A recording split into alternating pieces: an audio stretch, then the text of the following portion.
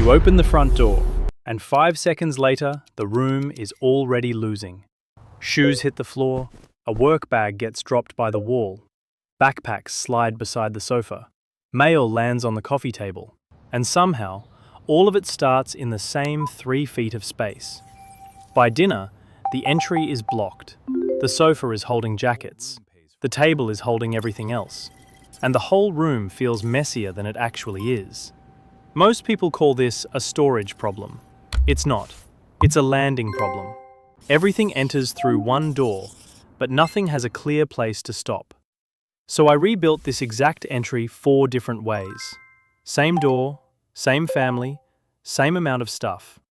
But only one layout keeps the mess from spreading. Let's find out which one.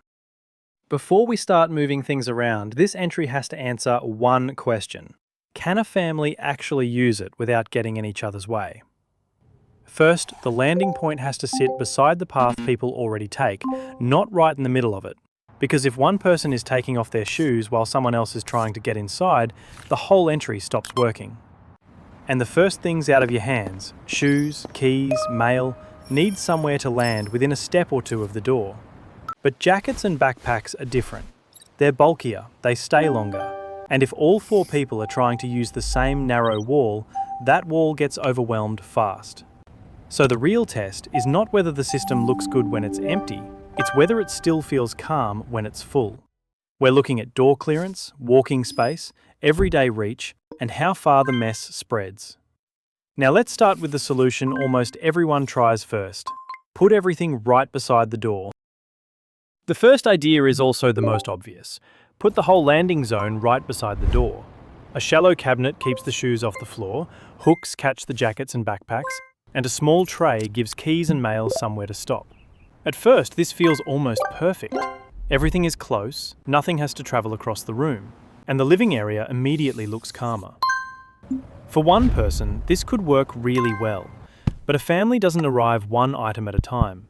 Shoes start collecting in front of the cabinet, backpacks hang farther into the path, jackets crowd the hooks.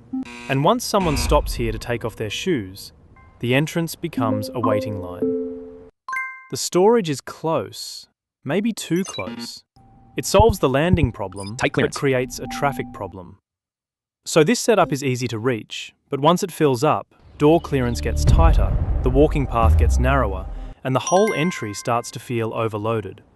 Useful for light use, too much pressure for a busy family. So instead of forcing everything onto one wall, what happens if we split the landing zone?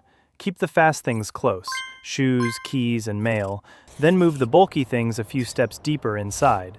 Backpacks leave the doorway, jackets leave the door swing, and suddenly, the first part of the entry can breathe again.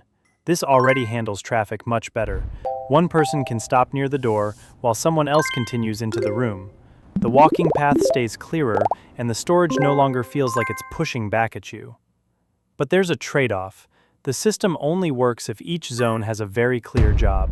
Small things stop here, bulky things stop there. If that second zone feels too far away, bags will still land on the sofa, and jackets will still end up wherever they're easiest to drop. So this layout improves door clearance, protects the walking path, and spreads the family pressure across the room. But it also asks people to build a new habit. Better traffic, more discipline. What if we go even further and move the storage away from the door completely? No cabinet crowding the entrance, no backpacks beside the door swing, no jackets pressing into the walking path. From the front door, this feels incredibly clean. There's space to step inside, there's space to turn, and there's nothing fighting the route into the apartment. The deeper storage also holds more. Shoes can stay contained, jackets and backpacks have room to spread out, and the entry finally stops looking like a storage wall. But now the landing point is no longer where the landing actually happens. You still open the door with shoes on your feet, keys and mail in your hands, and a bag hanging from your shoulder. So every item has to travel deeper into the room before it can stop, and after a long day, that extra distance starts to matter. Shoes get left near the door, mail lands on the nearest surface, and bags drift back toward the sofa. This layout gives us excellent door clearance, A wide walking path and much better storage capacity. But it puts the solution too far from the habit. Great circulation, weak landing behavior. The last setup changes the question. Instead of asking where all the storage should go, what if the storage follows the way people already move? Shoes stop first, just inside the door. Keys and mail land a little farther in. Then jackets, backpacks and work bags stop at the end of the same route. Nothing asks you to turn around. Nothing asks you to cross the room. You just enter, and each item drops off as you pass. That changes the traffic immediately. The door swing stays clear, the standing area stays open, and the walking path runs beside the storage, not through it. More importantly, this layout works with the habit instead of fighting it. The small things stop early. The bulky things travel only as far as they need to, and the living room never becomes the backup landing zone. When the system fills up, the pressure spreads along the route instead of collecting in one spot. Door clearance stays strong. Everyday reach stays easy.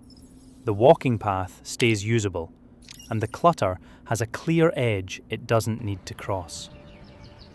This is the first layout that solves both sides of the problem, where the belongings belong and how the family actually moves. Clear entry, natural habit, controlled clutter. This one wins. So after testing every obvious place to put the storage, the winner isn't the layout with the biggest cabinet, or the one with the emptiest entry. It's the one that matches the order things actually leave your hands. Shoes need to stop first. Keys and mail need a quick landing point. And bulky bags and jackets can travel a little farther, as long as they stay on the same natural route. That's the real lesson here. A good entry isn't one storage zone. It's a short sequence of decisions. What stops immediately? What can move deeper? And what must never enter the living room? When those answers follow the way your family already moves, the door stays clear, the walking path stays usable, and the clutter stops spreading before it takes over the room. So if your apartment has no foyer, don't start by buying a bigger cabinet. Start with the route, then place each landing point exactly where the habit already happens. Clear path, easy drop-off, no spillover. That's what makes an entry work. Place storage along it.